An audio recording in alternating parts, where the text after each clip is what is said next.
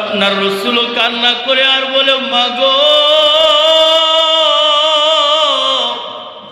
ও মা, তোমার কি অনেক কষ্ট হয়, তুমি দেখি কান্না করতেছো।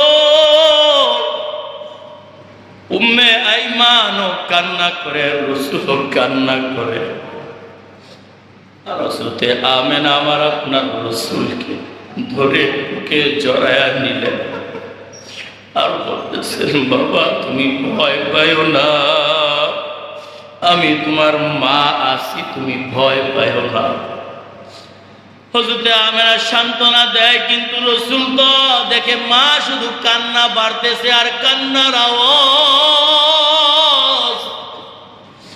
এখন উম্মে আইমান কি করবে, খুব দিশেহারা হয়ে যাইতেছে আর বলতেছে, ওগো আমেনা, এই ব্যথাটা যদি তোমার না হইয়া আমার হইত, আর না হইয়া যদি আমার হইত,